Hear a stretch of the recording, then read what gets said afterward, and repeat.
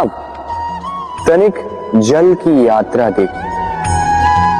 सागर से भाप बनकर उठता है, मेघ बनकर बरसता है, फिर नदी बनकर पुनः सागर में समावेश करता है। किंतु कभी ये प्रश्न नहीं करता कि उसका जीवन क्या है, उसका उद्देश्य क्या है। हर भाव जीता है और दूसरों के लिए जितना बन सके देता जाता।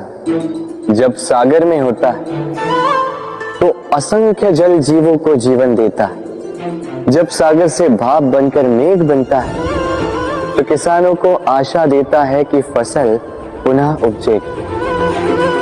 जब वर्षा बनकर बरसता है तो इस सूखी प्यासी धरा को सींचता है। और जब नदी में होता है तो किनारों पर वनस्पतियों को जन्म देता है। तो सोचिए, क्या जल कभी ये सोचता होगा कि उसका जीवन क्या है, उसके जीवन का उद्देश्य क्या है? नहीं, वो बस अपना धर्म करता जाता और जितना हो सके सबको आनंद देता जाता। इसलिए जीवन में कभी ये प्रश्न मत कीजिएगा कि ये जीवन क्या है, इस जीवन का उद्देश्य क्या है।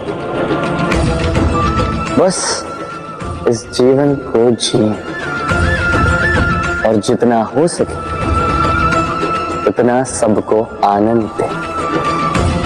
मन प्रसन्न होकर बोलेगा राधे राधे। कभी वर्षा के कारण बने कीचड़ से होकर आप अपने घर गए?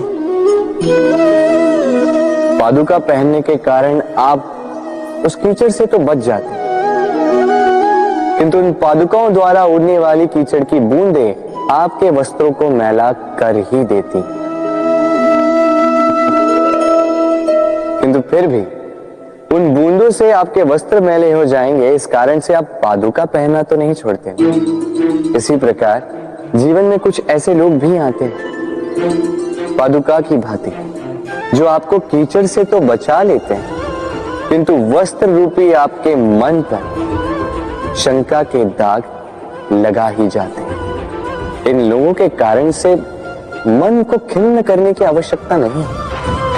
आवश्यक है ये सोचना कि आपको आपके पांव कीचड़ से बचाने या आपके वस्त्र। जीवन में गंभीर होना अच्छी बात है, किंतु हर बात को यदि गंभीरता से लेने लगोगे तो जीवन का आनंद समाप्त हो जाएगा।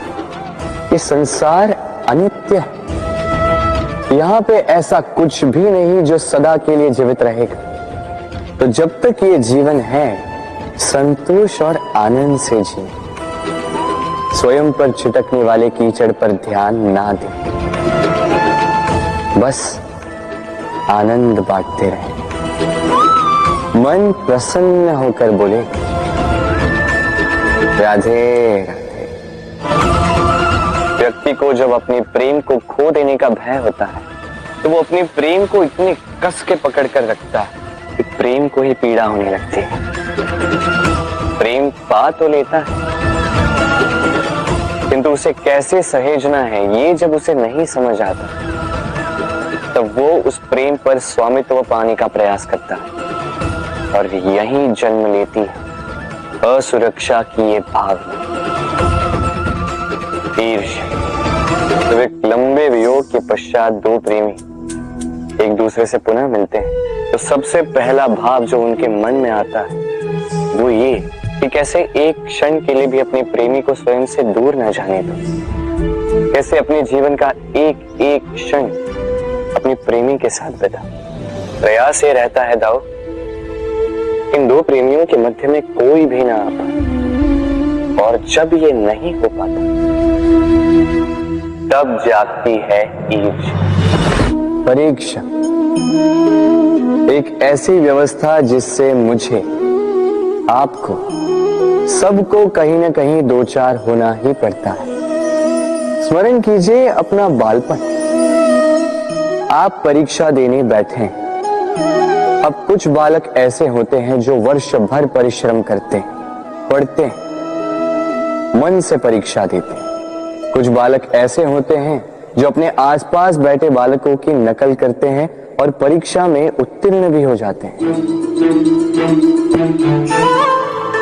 बुरा लगता है ये सोचकर कि कोई बिना किसी परिश्रम के परीक्षा में उत्तीर्ण कैसे हो सकता।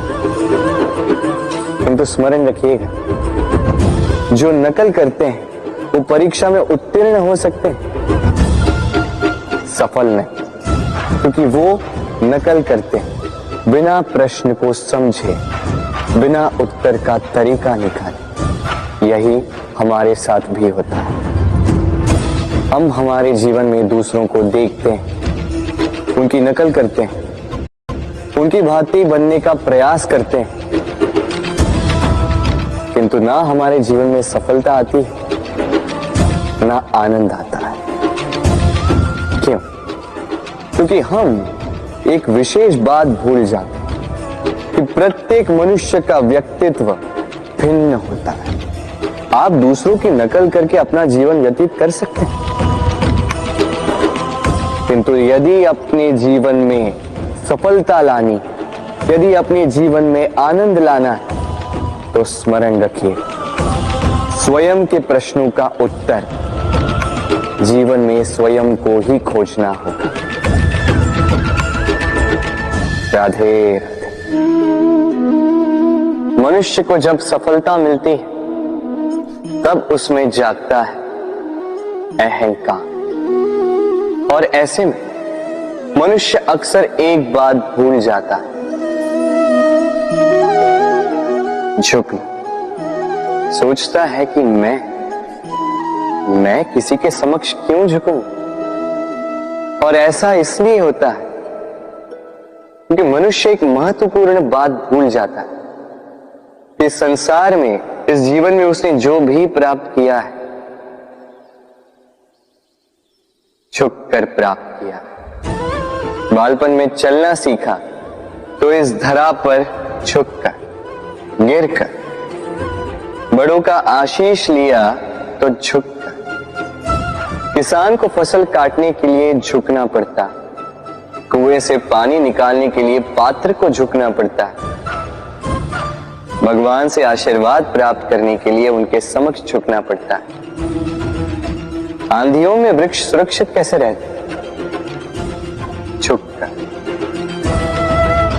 सम्मान कैसे पाया जाता है? झुककर। किसी के समक्ष झुकने का अर्थ स्वयं का आत्मसम्मान खो देना नहीं, उसका अर्थ होता है विनम्र। हम मनुष्य हैं और इस आकाश की ऊंचाइयों तक पहुंचने के लिए हमें किसी पक्षी की भांति पंखों की आवश्यकता नहीं। बस जितना झुकेंगे उतना ही ऊपर उठेंगे। राधे राधे।